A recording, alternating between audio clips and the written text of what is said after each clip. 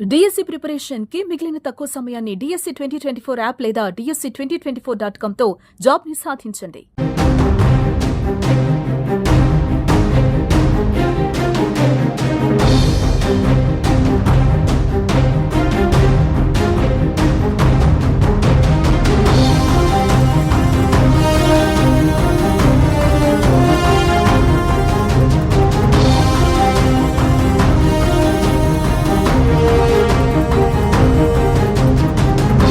పాకిస్తాన్ అణుస్థావరాలు దెబ్బతిన్నాయా?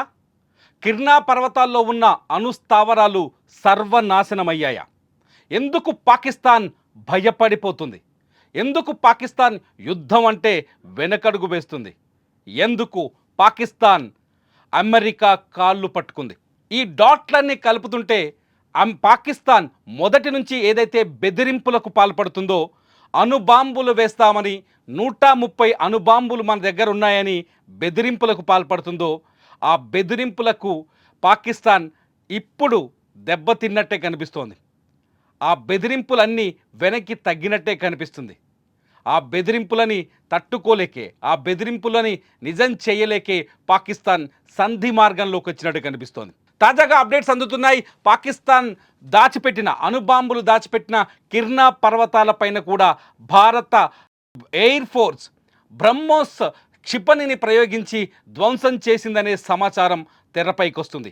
ఈ సమాచారాన్ని ఇంకా అధికారికంగా ధృవీకరించాల్సి ఉంది. అయితే ఎప్పుడైతే అణుస్థావరం పైన భారత్ దాడి చేసిందో ఆ క్షణం నుంచే పాకిస్తాన్ అమెరికా కాళ్ళు పట్టుకొని భారత్తో సంధికి ప్రయత్నించినట్టుగా సమాచారం అందుతోంది.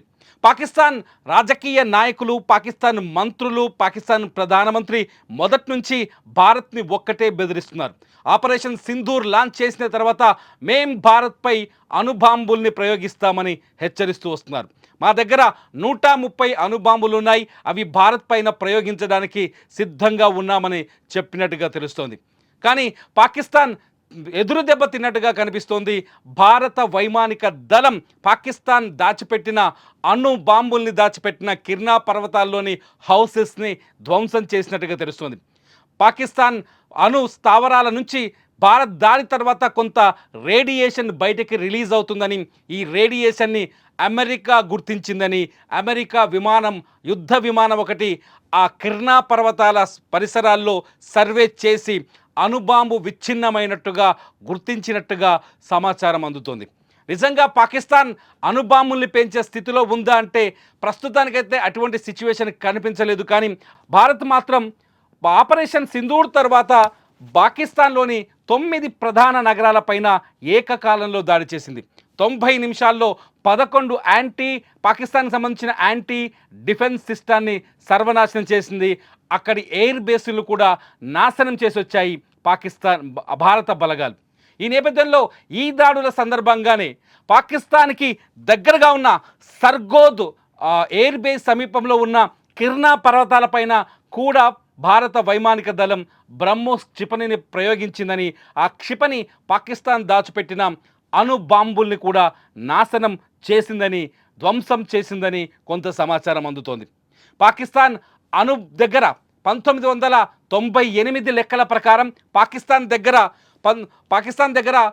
160 నుంచి 170 అణుబాంబులు ఉన్నట్టుగా ఒక అంచనా ఉంది. 160 నుంచి 170 అణుబాంబులు ఉన్నట్టుగా ఒక అంచనా ఉంది. పాకిస్తాన్, భారత్ తప్ప ప్రపంచ దేశాలన్నీ అణు ఒప్పందం పైన, ఐక్యరాజ్య సమితి భద్రతా మండలి తీసుకొచ్చిన అణు ఒప్పందం పైన సంతకాలు చేశాయి. కానీ పాకిస్తాన్, భారత్ ఈ 2 దేశాలే సంతకాలకు నిరాకరించాయి. దీంతో ప్రపంచ దేశాలన్నీ భారత్, పాకిస్తాన్ని అతిపెద్ద అణ్వస్త్ర దేశాలుగా అభివర్ణిస్తుంటాయి. 2 దేశాల దగ్గర అణుబాంబులు బలంగా ఉన్నాయని విశ్వసిస్తున్నాయి. ఒకవేళ పాకిస్తాన్ చరిత్రలోకి వెళ్తే, అణ్వస్త్రాల చరిత్రలోకి వెళ్తే పాకిస్తాన్లో అణ్వాయుధాల తయారీకి పునాది వేసింది ప్రపంచ పెద్దన్నగా చెప్పుకునే అమెరికానే మొట్టమొదట పాకిస్తాన్ అణ్వస్త్రాలని తయారు చేయడానికి సపోర్ట్ చేసింది. కానీ మధ్యలో చైనాతో విభేదాల తర్వాత అమెరికా వెనక్కి తగ్గింది, యూరప్ దేశాలు వెనక్కి తగ్గాయి.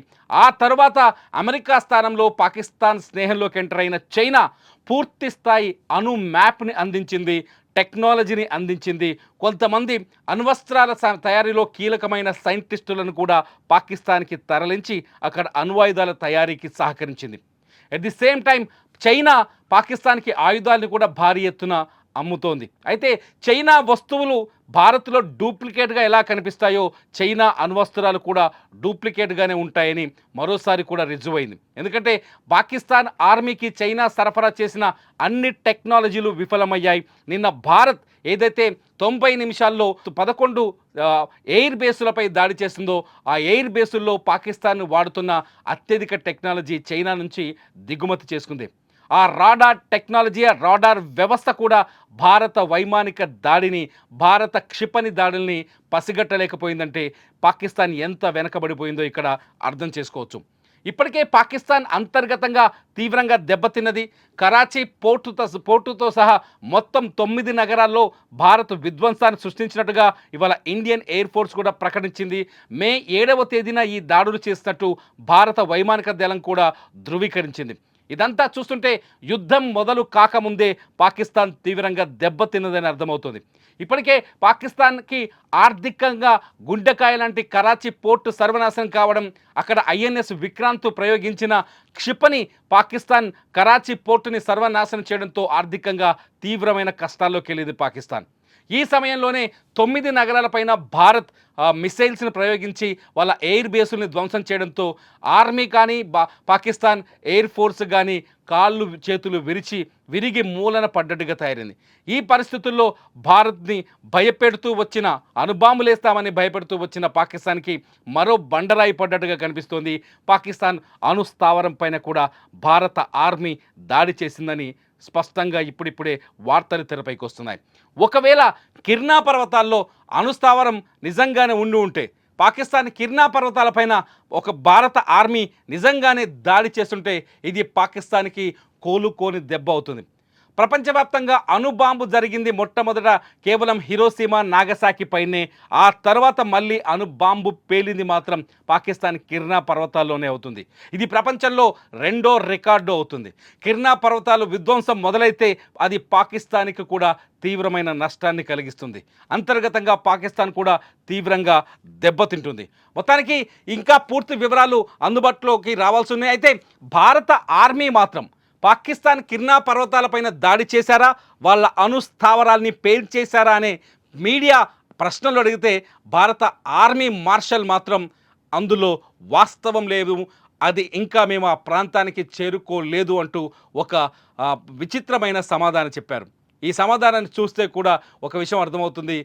భారత ఆర్మీ ఎయిర్ ఫోర్స్ కిర్నా పర్వతాల్లో ఉన్న పాకిస్తాన్ అణుస్థావరాల్ని ధ్వంసం చేసిందేమో అని. ఒకసారి ఎయిర్ ఫోర్స్ మార్షల్ భారతి ఏం మాట్లాడారో ఒకసారి చూడండి.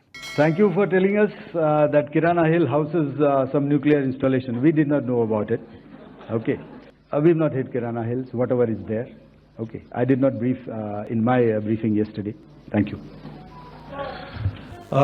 Ladies and gentlemen, thank you so much. As I said yesterday, as I said earlier and yesterday, it is difficult to take everybody's questions, and the DGMers have to reach somewhere right now.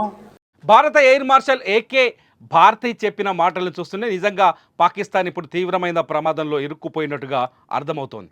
ఇదిలా ఉంటే America మొదటి నుంచి భారత్ పాకిస్తాన్ మధ్యలోకి రాను అని చెప్పింది. ఆ తర్వాత అమెరికా అనూహ్యంగా భారత్ పాకిస్తాన్ మధ్యలో చర్చలకు సిద్ధమని చెబుతోంది. అంతేకాదు అమెరికా అధ్యక్షుడు ట్రంప్ కూడా కశ్మీర్ విషయంలో మధ్యవర్తిత్వం వహిస్తానని ఉచిత సలహాలు ఇస్తున్నాడు. భారత ప్రధానమంత్రి నరేంద్ర మోదీ చాలా స్పష్టంగా చెప్పారు, పీఓకే భారత్దే, పీఓకేని స్వాధీనం చేసుకునే వరకు ఎవరి సలహాలు ఎవరి మధ్యవర్తిత్వం మాకు అక్కర్లేదు అని. మరి మీరేమనుకుంటున్నారు? పాకిస్తాన్ అణుస్థావరం పేలిపోయిందా? అందుకనే భయంతో పాకిస్తాన్ అమెరికా కాళ్ళు పట్టుకుంటుందా? అందుకే అమెరికా భారత్కి ఉచిత సలహాలు ఇస్తుందా? అమెరికా కూడా ఈ యుద్ధ వాతావరణంలో నాటకం ఆడుతోందా? మీరేమనుకుంటున్నారో ఈ వీడియో కింద మీ అభిప్రాయాన్ని విస్తృతంగా రాయండి. మంచి కామెంట్స్ పైన నేను తప్పకుండా మరో వీడియో చేస్తా. చూస్తూనే ఉండండి సుమన్ టీవీ.